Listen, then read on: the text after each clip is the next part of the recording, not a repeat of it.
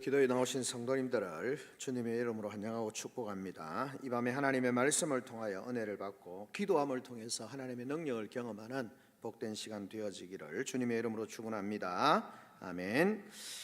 지금 우리나라는 지도자의 문제로 심한 몸살을 앓고 있습니다.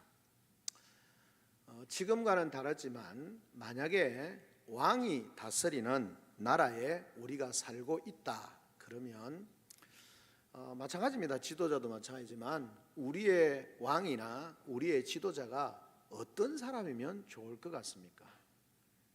의문이죠. 당연히 참 좋은 지도자, 정말 좋은 지도자가 왕이 되어지고 대통령이 되어지고 지도자가 되어지면 얼마나 좋겠습니까?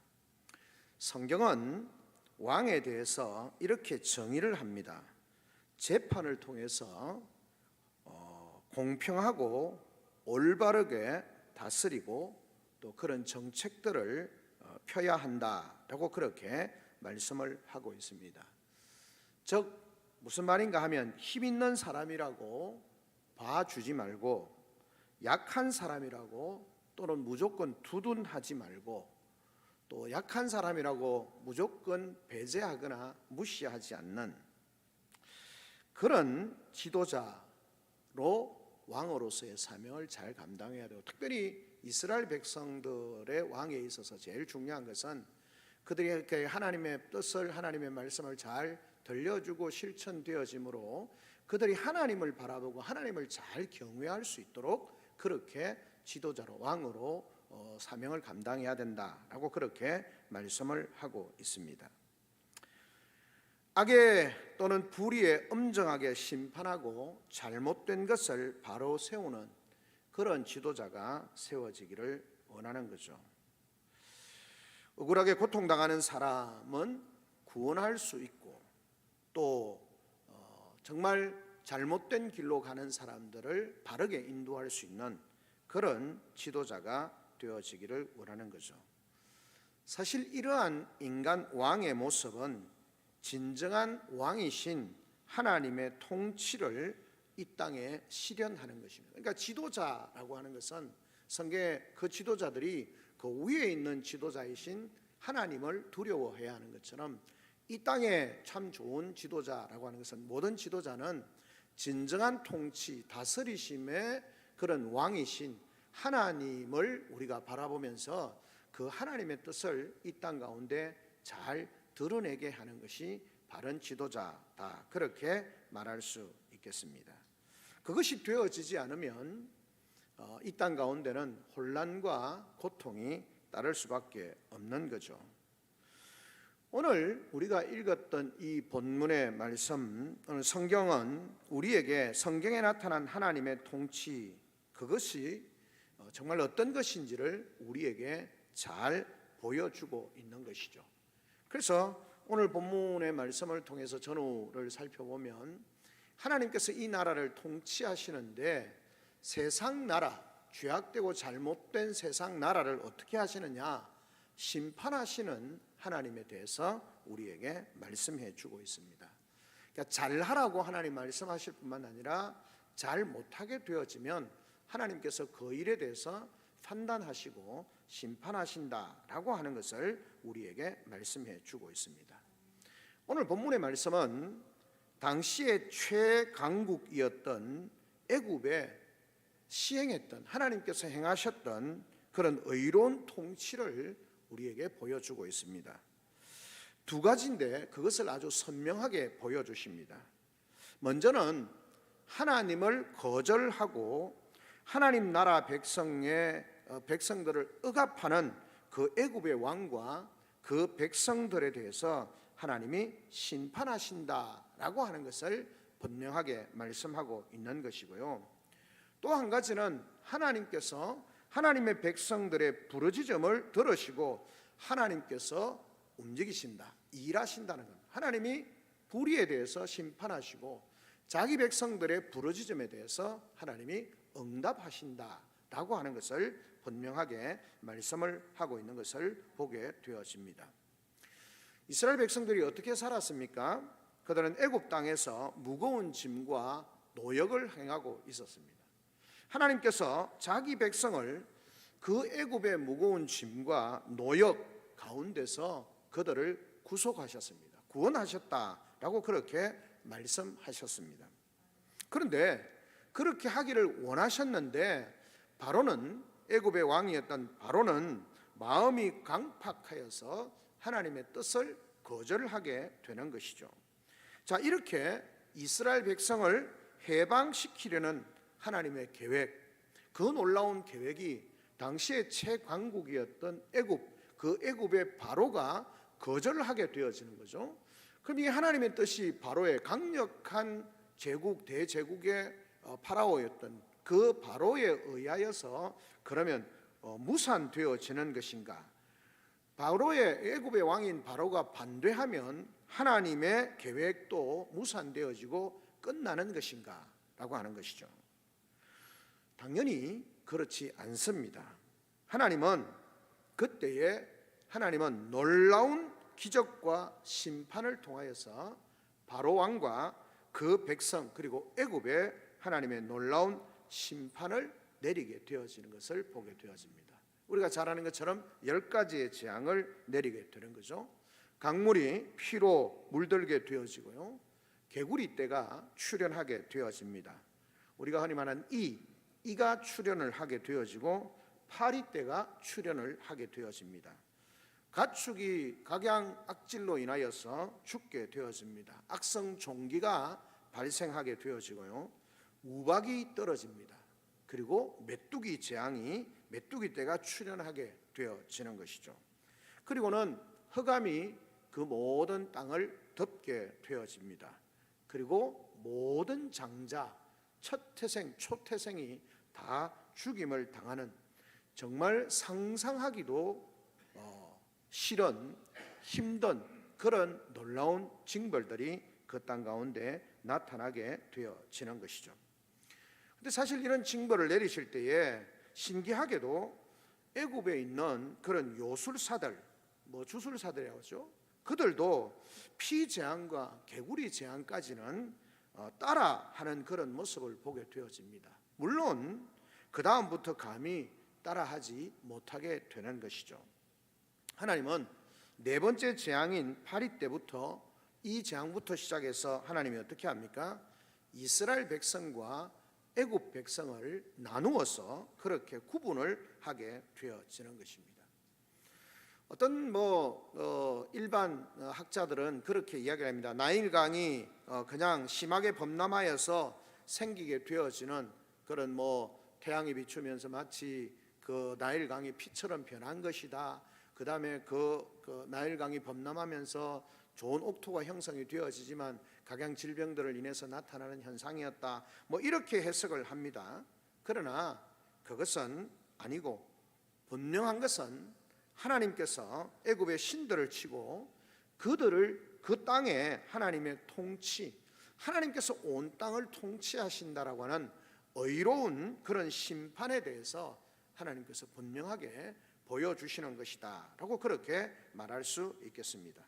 이것은 하나님께서 애굽의 신들을 치시고 그 땅에 하나님의 통치를 이루시는 하나님의 의로운 심판이다. 이 10가지 재앙은 하나님의 통치를 나타내시는 것이고 의로운 심판을 나타내는데, 그들의 죄악들에 대해서 하나님이 심판하시는 것이다 라고 하는 것입니다. 그래서 세상 왕들, 하나님의 말씀에 거역하고 하나님의 말씀에 대적하는 세상 왕들에 대해서 하나님이 심판하시는 것이다 라고 그렇게 분명하게 말씀을 하고 있는 것을 보게 되어지는 것입니다. 그래서 어떻게 되어졌습니까? 이런 놀라운 일들이 그들 가운데 나타나게 되어지는 그런 모습을 우리에게 보여주는 것이죠. 그래서 하나님은 그 땅 가운데 이 10가지 재앙을 통하여서 어떻게 합니까? 심판을 하시는 거죠. 우리가 아는 것처럼 이 10가지 재앙은 애굽이 섬기는 중요한 신들과 연관이 되어져 있음을 알 수 있습니다. 그래서 이 나일강이 피로 변했다, 이것은 애굽이 섬기고 있는 크롬이라고 하는 신크롬 하피에 대해서 그것을 대적하는 것이고요.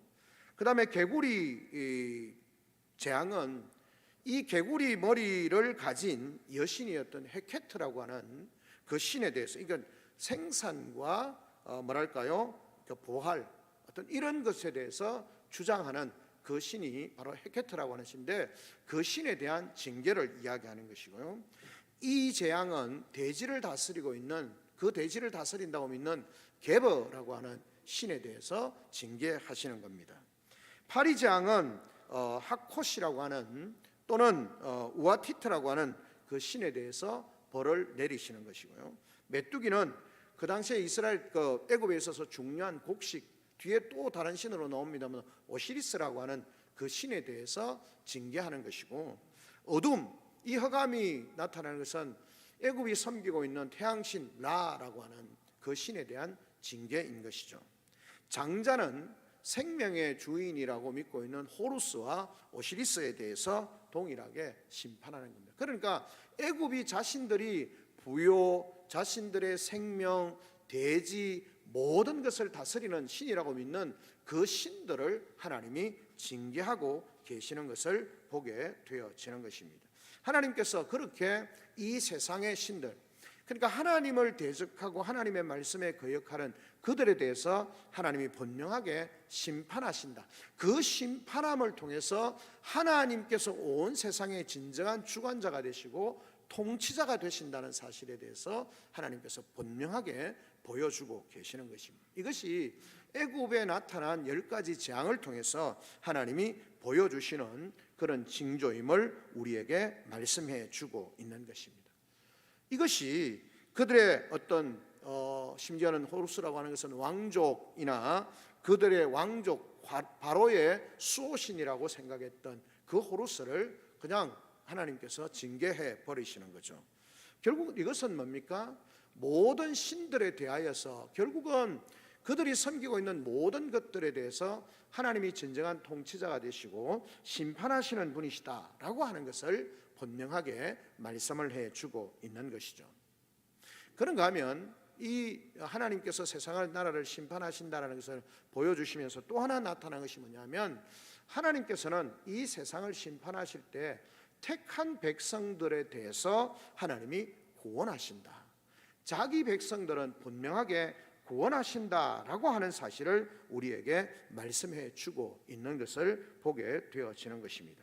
하나님은 애굽의 모든 짐승과 모든 처음 난 것을 마지막에 심판을 통해서 징계하시는 것입니다. 하지만 이스라엘 백성은 그 죽음의 저주에서 벗어나게 되어지는 것이죠. 즉 무슨 말입니까?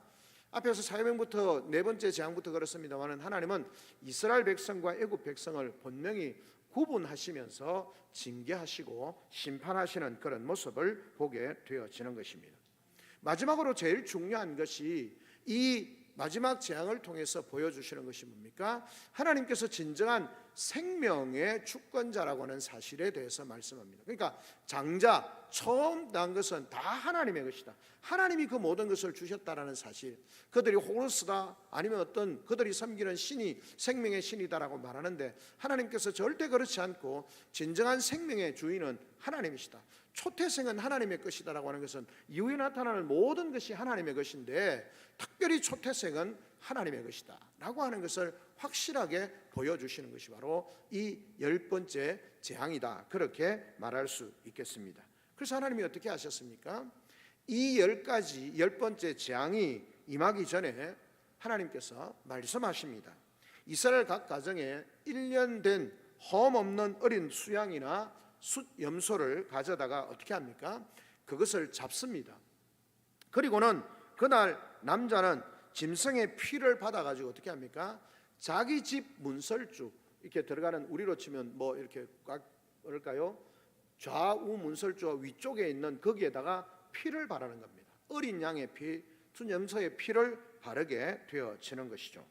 그리고는 그 모든 가족들이 그 피를 바른 집 안으로 들어가는 겁니다. 그리고 그 안으로 들어가서 그곳에 거하게 되는 것입니다.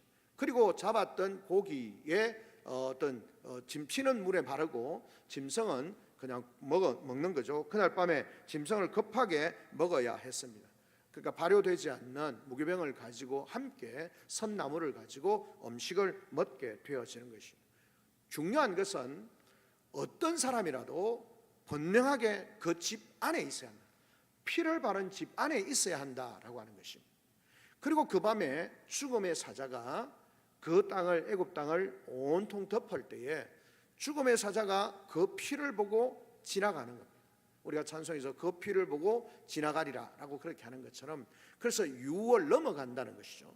그래서 이 6월절의 절기, 구원, 생명의 주인이 바로 그런 것이고, 나중에 예수 그리스도를 통하여서, 예수 그리스도의 보혈로 통하여서 예수 그리스도 안에 있는 모든 자들이 구원을 받는다는 것을 상징적으로 보여주는 거죠. 그래서 예수님께서 6월절 절기를 지나시면서 떡과 잔을 나누시면서 받아 먹어라, 이것은 너희를 위하여 내 몸이다, 받아 먹어라, 너희를 위해 있는 피다 라고 그렇게 주님이 말씀하고 있는 것을 보게 되어지는 것입니다.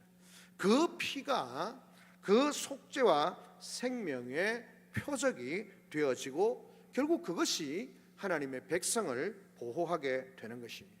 그 밤에 애굽의 어느 누구도 사실은 잠 못 이루는 밤이었습니다. 왜냐하면 애굽 백성에게는 죽음과 저주의 밤이었지만 그 밤에 하나님의 백성에게는 생명과 자유의 밤이었습니다. 이 똑같은 밤을 지나고 있지만 하나님을 믿지 않고 하나님 예수 짐승의 피가 발려져 있는 집안에 있지 않는, 사실 그 안에는 이방인이라 할지라도 그 안에 들어 있으면 구원을 받는 거죠. 그리고는 어떻습니까? 그 안에 있지 않는 모든 사람은 초태생, 모든 것이 죽임을 당하는 겁니다.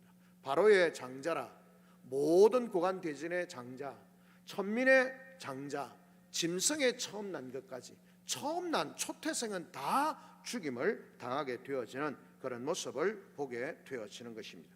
하나님은 이렇게 심판과 구원을 통하여서 하나님은 자신의 통치와 왕되심을 온 천하에 선언하고 계시는 겁니다. 사실 이 6월절을 통해서, 2월까지 통해서 하나님이 보여주시는 것은 구원과 심판, 저주를 통하여서 하나님께서 진정한 통치자가 되시고 진정한 왕이 되신다라고 하는 사실을 우리에게 보여주고 계시는 것입니다. 하나님께서는 그렇게 자기 백성들 가운데 놀라운 일들을 행하고 계시는 것을 보게 되어지는 것입니다. 결국은 뭡니까? 이것은 앞에 말씀드린 것처럼 하나님께서 애고의 신들을 치고 그들의 그 땅에 진정한 통치자가 하나님이라는 사실을 의로운 심판을 통해서 분명하게 보여주고 계시는 것을 보게 되어지는 것입니다. 하나님은 이 전쟁에 승리하심으로 당시의 초강대국이었던 애굽과 열방에 하나님 자신의 살아계심과 진정한 주권과 권능과 왕되심을 나타내고 계시는 것을 보게 되었습니다. 그러니까 애굽에 일어났던 이 모든 것은 하나님이 진정한 주권자가 되시고 통치자가 되시고 나라와 민족과 열방의 진정한 왕이 되신다라는 사실을 보여주시는 겁니다. 하나님은 이스라엘, 그냥 이스라엘의 히브리 민족의 하나님이실 뿐만 아니라 이스라엘의 왕이실 뿐만 아니라 모든 열방의 진정한 통치자다. 그 애굽의 그 모든 신들을 초토화하는 것을 통해서 진정한 신이 누구냐? 하나님이시다라고 하는 사실을 보여주고 있는 것입니다. 말씀드렸던 것처럼 온갖 신들이 그들 가운데 그들이 섬기고 있었지만 결국은 그들로 하여금 전혀 그 신들이 감당하지 못하는 그런 모습으로 하나님께서 그들 가운데 나타내게 되는 것입니다. 그래서 하나님 어떡하십니까? 놀라운 기적을 통해서 바로 왕과 애굽과 그 나라를 심판하시는 거죠. 그런데 우리가 아는 것처럼 이 놀라운 일들을 하나님께서 행하신 궁극적인 목적이 진정한 통치자가 하나님이심을 우리에게 말씀해 주고 있는 것입니다. 그런데 우리가 생각을 해본다면 어떻습니까? 특별히 이 마지막에 나타났던 새 신이라고 할 수 있는 어떻습니까? 메뚜기와 어둠과 장자, 이것은 이집트의 애굽의 최고의 신이라고 하는 라와 그 다음에 오시리스 그리고 호루스라고 하는 이 신들이 이스라엘의 하나님 야훼에 의하여서 어떻게 되어집니까? 무참하게 패배를 당하는 거죠. 거대한 애굽, 그 애굽이 섬기는 신, 뭐 오늘날하고 다르게 고대에는 모든 신들의 제국이지 않습니까? 그들이 섬기는 신이 최고의 신이라고 생각했는데 그 애굽이 섬기고 있는 최고의 신들을 야훼 하나님, 그것도 어떻습니까? 히브리 노예들의 하나님이라고 생각했던 그 하나님에게 무참하게 패배를 당하게 되어지는 것이죠. 이 사건 때문에 이집트인들은 어떻게 했을까요? 그야말로 온몸에 힘이 빠지게 되는 것이고 전이 싸울 의지가 상실되어지게 되는 그런 사건입니다. 그래서 어떻습니까? 바로도 이때까지는 내보내지 않겠다고 그렇게 주장을 했지만 결국은 그냥 내보내고, 애굽 사람들 어떻습니까? 우리가 다 죽게 되어졌다, 너 빨리 나가라, 우리 가운데서 빨리 나가라, 내가 있는 재물도 필요한 거 다 줄 테니까 빨리 나가라는 것입니다. 여러분, 그걸 우리가 생각을 해보면 그냥 뭐 그렇지 이렇게 생각할지 모르지만 그들이 섬기는 하나님으로 인하여서 이 애굽의 모든 신들이 초토화되고 애굽의 모든 장자들이 죽고 그들의 모든 것을 잃게 되어진 그 상황이니까 이제는 더 이상 그들과 함께 있을 수가 없다라는 거죠. 그래서 제발 빨리 나가라는 겁니다. 제발 빨리 나가라는 겁니다. 무엇을 이야기합니까? 결국 이것을 통하여서 하나님은 당신의 주권과 능력을 나타내시고 진정한 통치자가 되시고 왕이 되신다는 사실을 드러내셨고, 애굽 백성들은 하나님을 알게 되는 것입니다. 이스라엘 백성들도 하나님이 어떤 분이, 자기들이 섬기는 하나님이 자기들을 인도하여 내실 하나님, 자기들을 구원하시고 그 약속의 땅으로 들이실 하나님이 어떤 분이신지를 알게 되는 것입니다. 여러분, 중요한 것은 온 세상이 하나님을 알게 되어졌다라고 하는 사실을 우리에게 말씀해 주고 있습니다. 그래서 이 애굽에서 있어났던 이 10가지 재앙을 통하여서 하나님은 이방 하나님의 말씀을 대적하는 최강 바로와 그 애굽을 초토화시키시는 것을 통하여서, 그리고 자기 백성을 구원하시는 것을 통하여서 뭘 알게 합니까? 애굽으로는 두려움으로 인하여서 하나님을 알게 하고, 이스라엘 백성들은 자기들에게 은혜와 능력을 베푸시고 구원하시는 그 하나님을 인하여서 하나님을 알게 되어졌다라고 하는 사실을 우리에게 말씀해 주고 있습니다.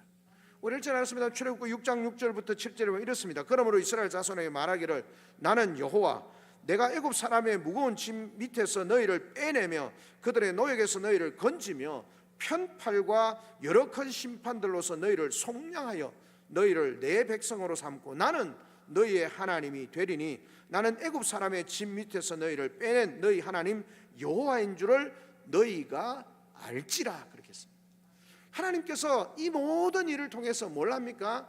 내가 너희의 하나님이라는 사실을 너희가 알게 될 것이다 라고 그렇게 말씀을 하고 있는 것입니다.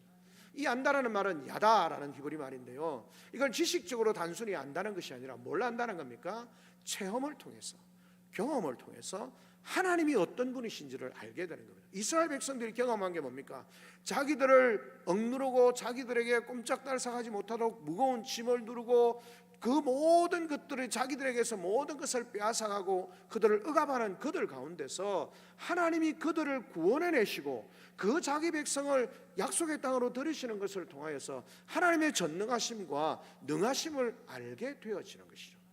무엇을 통해서요? 애굽을 초토화시키고 자기들을 구원하는 것을 통해서 하나님을 알게 되어졌다라고 하는 것입니다. 즉 하나님의 행하심을 통해서 애굽 백성 바로 그리고 이스라엘 백성들이 하나님을 알게 되는 겁니다. 어떤 하나님요?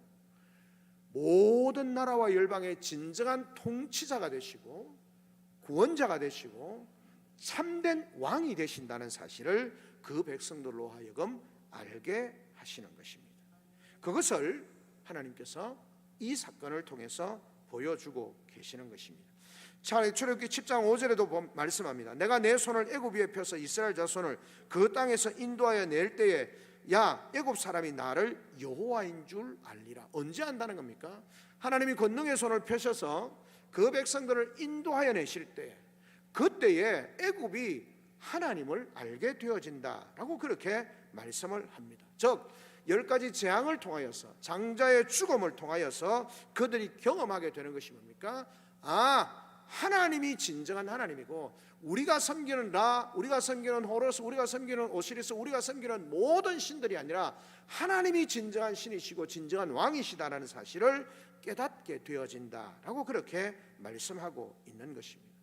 문제는 안타깝게 그들은 이 재앙을 경험하고 난 뒤에야 여호와 하나님에 대해서 인식을 하게 되어졌다라고 하는 것입니다. 바로는 여기에서 여호와께서 참된 주권자이심을 깨닫게 되는 것이죠.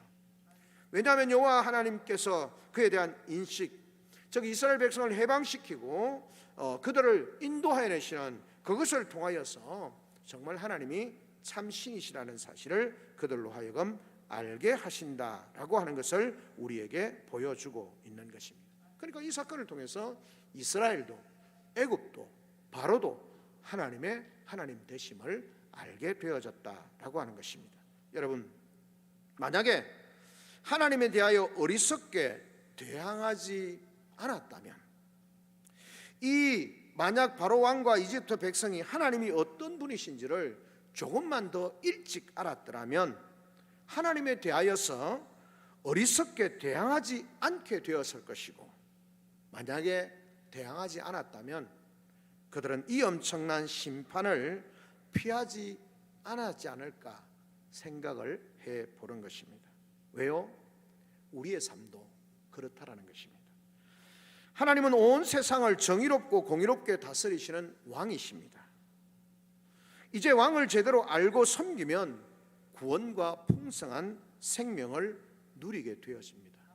그렇지만 이 왕을 잘 못 알게 되거나 아니면 왕에 대해서 오해하면, 그래서 바른 신앙 위에 서 있지 않으면 심판과 사망을 피하지 못하게 된다라고 하는 것입니다. 우리 인생은 살아가면서 온 세상과 역사의 진정한 주권자이신 하나님을 올바르게 알고 올바르게 섬길 수 있어야 합니다. 오늘 본문을 통해서, 전후 문맥을 통해서 하나님이 말씀합니다. 세상 나라를 심판하시는 하나님. 왜 심판하십니까? 그 심판을 통해서 하나님을 알게 하시는 겁니다. 하나님을 알게 하시는 겁니다. 하나님의 뜻을, 하나님의 명령을, 하나님의 백성을 억누르는 그들을 하나님이 심판하시고, 그것을 통하여서 하나님이 어떻게 하신다는 겁니까?